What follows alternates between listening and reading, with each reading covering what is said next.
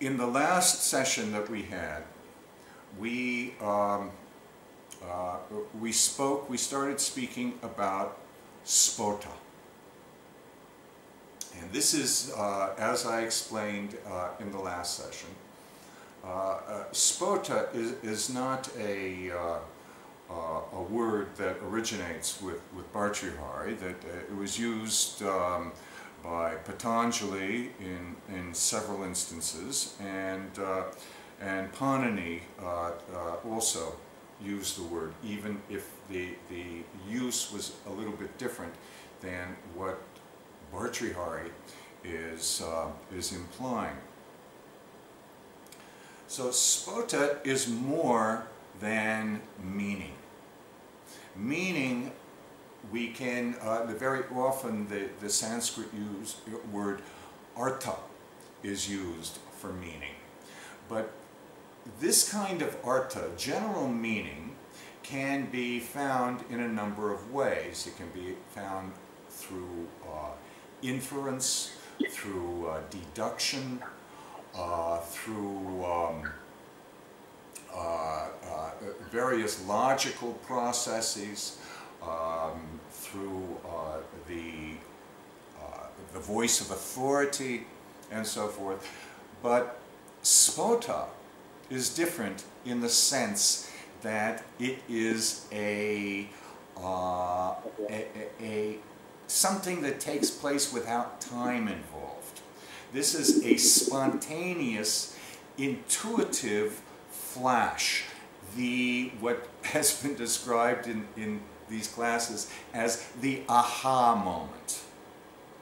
So it is not something that is deductively arrived at or inferred, but it is grasped, it is perceived. And here's the difference, that Sphota is perceived by both the hearer as well as the speaker. Sphota is not the sound, but the sound carries the Sphota, or at least carries indications of where the Sphota can be found. So the speaker is articulating. He is forming his articulation in what Bhartrihari calls the Madhyama, the Madhyama Dhwani. In other words, the way that the articulation will be uttered, but without the vocalization yet. It's the creation of the articulation in the mind. It's referred to also as the Prakrit Dhwani. So the speaker is manifesting this meaning that he has, this thing that he is compelled to communicate. The Sphota is the meaning is taking the form of phonemes, of syllables, of words, and they're going into a sentence which carries the basic, which carries the meaning itself. But now he actually speaks it, he actually articulates it, he utters it. What happens in the utterance is that these sort of perfect syllables that we've described in the past and explored in the past are no longer these perfect syllables in the actual utterance.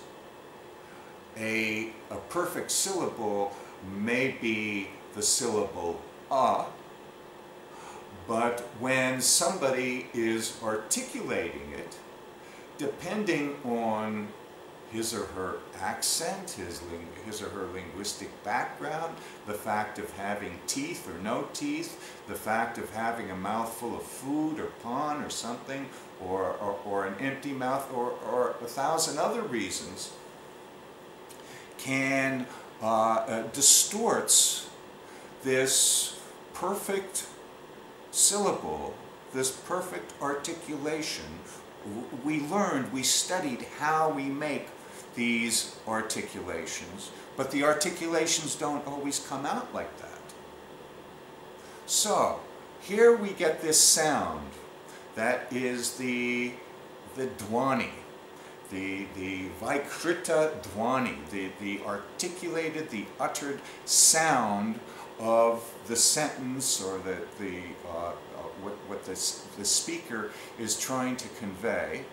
And the hearer hears these sounds, which are no longer the exact phonemes and the exact words. The words can be altered as well.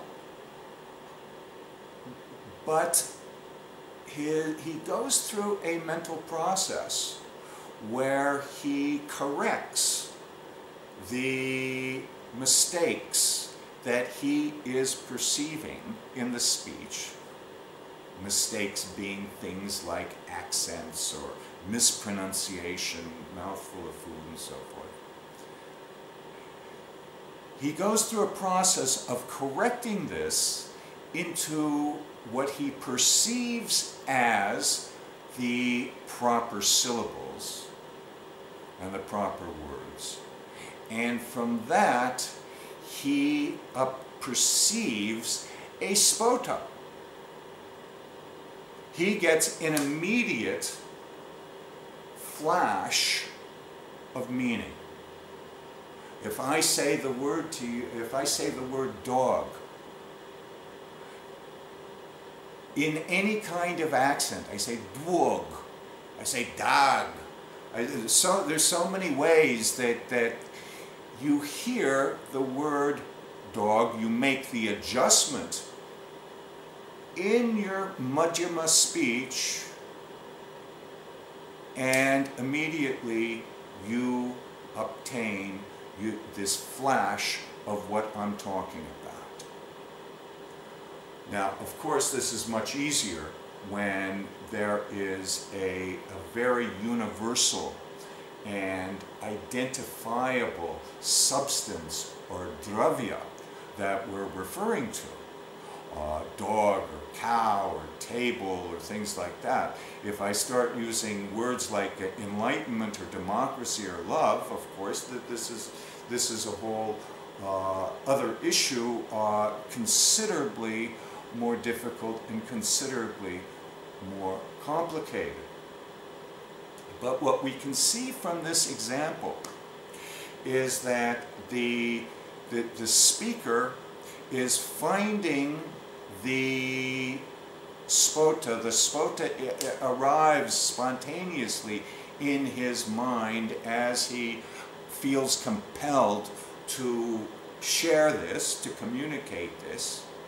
His utterance is imperfect, yet that doesn't matter, unless it's too imperfect, of course. But it basically doesn't matter, as the hearer will readjust that in his Madhyama speech, and he will perceive a meaning from that.